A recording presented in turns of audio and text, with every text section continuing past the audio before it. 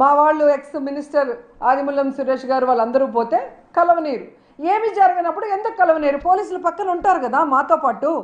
ఏం జరిగిందో వాళ్ళు చెప్పేటప్పుడు మీరు కూడా మాతో ఉండొచ్చు కదా, ఎందుకు భయపడుతున్నారు మీరు తప్పు చేయకపోతే? అంటే బాధితులకి ఇంకా అన్యాయం చేస్తూ, నేరస్తులకి సపోర్ట్ చేస్తూ ఇంకా నేరాలు చేయమని ప్రోత్సహిస్తున్నట్టుంది ఈ ప్రభుత్వం, ఈ పోలీసులు. ఇప్పటికైనా పోలీసులు తెలుసుకోవాల్సింది, మీరు ఈ రాష్ట్రంలో లా అండ్ ఆర్డర్ని కాపాడాలి. ముఖ్యంగా మహిళల మీద జరుగుతున్న అఘాయిత్యాల్ని ఆపాలి. అది వదిలేసి తప్పుడు కేసులు పెట్టి ఈ విధంగా సుధారాణిని ఎలా అయితే హింసించారో, అలా రవీంద్రారెడ్డిని ఎలాగైతే హింసిస్తున్నారో, ఈరోజు నగిరి వాళ్ళు కూడా నోటీసులు వస్తే విజయవాడకి వెళ్ళారు. ఎవ్వరూ అడ్మిన్లు కాదు, ఏ రోజు పాపం దాంట్లో పోస్ట్ చేసిన దాఖలాలు లేదు. కానీ ఎక్కడో నిజామాబాద్లో ఎవడో పోస్ట్ చేస్తే వాడిని కొట్టండి. ఆ గ్రూప్లో ఉన్నారనేసి పోస్ట్ చేయని వాళ్ళని, అడ్మిన్ లేని వాళ్ళని కేసులు పెట్టి బెదిరిస్తే ఏం చేయాలనుకుంటున్నారు? డైవర్షన్ పాలిటిక్స్ చేసి అందరినీ భయపెట్టి భయభ్రాంతులు చేద్దామనుకున్నారా? 5 నెలల్లోనే ప్రజల్లో ప్రభుత్వం మీద వ్యతిరేకత వచ్చింది. ముఖ్యంగా చంద్రబాబు నాయుడు గారు, హోంమంత్రి పవన్ కళ్యాణ్ గారి మీద పూర్తి వ్యతిరేకత వచ్చింది. ఇది గమనించి ఇప్పటికైనా ఈ అక్రమ కేసులు, వేధింపులు పక్కన పెట్టండి. ఆడపిల్లల్ని రక్షించండి, మహిళల్ని రక్షించండి, ఇచ్చిన వాగ్దానాల్ని నెరవేర్చండి.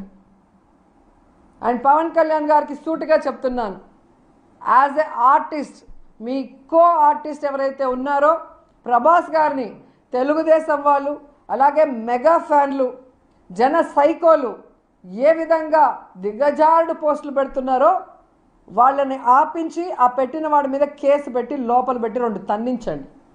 అలాగే అల్లు అర్జున్ గారి మీద, ఆయన కుటుంబ సభ్యుల మీద నీచాతి నీచంగా పెట్టే ఆ పోస్టులు ఏవైతే పవన్ కళ్యాణ్ సోషల్ మీడియా ఉందో దానికి ఫుల్ స్టాప్ పెట్టండి. అలాంటి తప్పు చేసే వాడి మీద కేసు పెట్టించి లోపల పెట్టండి. ఆ తర్వాత మీరు జనాల ముందు ఏడిస్తే ఎవరైనా నమ్ముతారు. మీకు మాత్రమే ఇంట్లో ఆడవాళ్ళు ఉన్నట్టు, హోంమంత్రి గారు మాత్రమే ఆడవాళ్ళు అయినట్టు, చంద్రబాబు నాయుడు భార్య కోడలు మాత్రమే ఆడవాళ్ళు అయినట్టు, జగన్ గారి భార్య పిల్లలు కానీ, మా మంత్రులు కానీ, మా కార్యకర్తలు కానీ, జనరల్ విమెన్ పబ్లిక్ కానీ ఎవరు ఆడవాళ్ళు కాదు, మిమ్మల్ని ఏమైనా చేయొచ్చు అన్నట్టు మాట్లాడితే మాత్రం ఖచ్చితంగా పెద్ద ఎత్తున పోరాటం చేస్తాం. ఈ పోలీసులు ఎవరైతే మీకు సపోర్ట్ చేస్తున్నారో వాళ్ళని మాత్రం వదిలిపెట్టేది లేదు. ఇప్పటికైనా మీరు మీ డ్యూటీ కరెక్ట్గా చేయండి. అక్రమ కేసులు, వేధింపులు, కొట్టడాలు ఉన్న వాటిని తీసేశారు. ఏదైతే జగనన్న ఇస్తున్నారో అవన్నీ కూడా అమ్మఒడితో సహా, ఆరోగ్యశ్రీతో సహా, విద్యా దీవెనతో సహా, చేయుతతో సహా అన్నీ కూడా తీసేశాడు.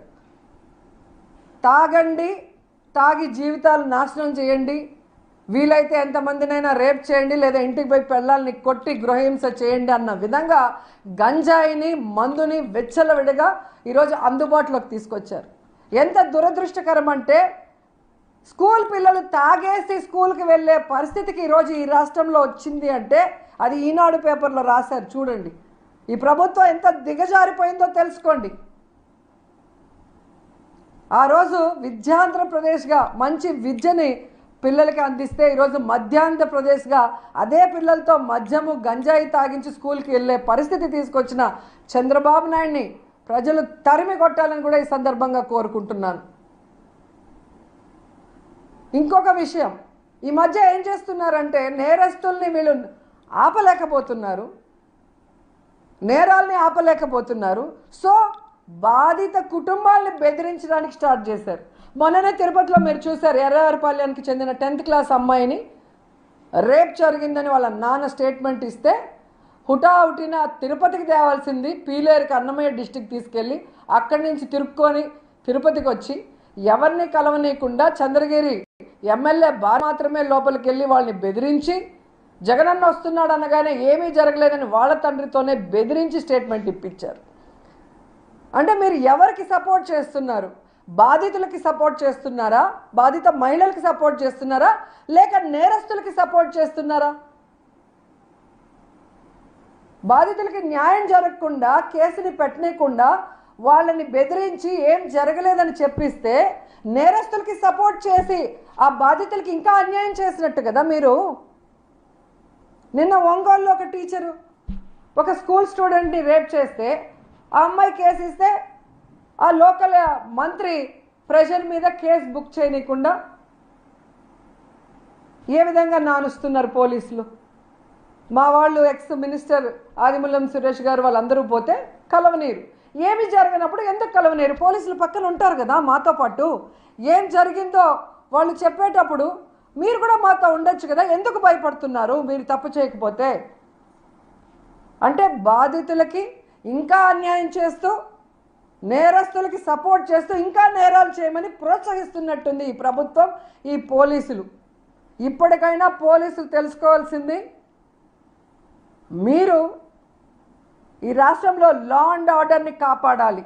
ముఖ్యంగా మహిళల మీద జరుగుతున్న అఘాయిత్యాల్ని ఆపాలి.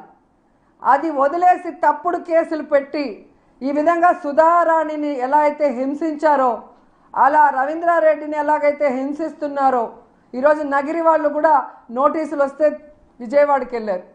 ఎవ్వరూ అడ్మిన్లు కాదు, ఏ రోజు పాపం దాంట్లో పోస్ట్ చేసిన దాఖలాలు లేదు.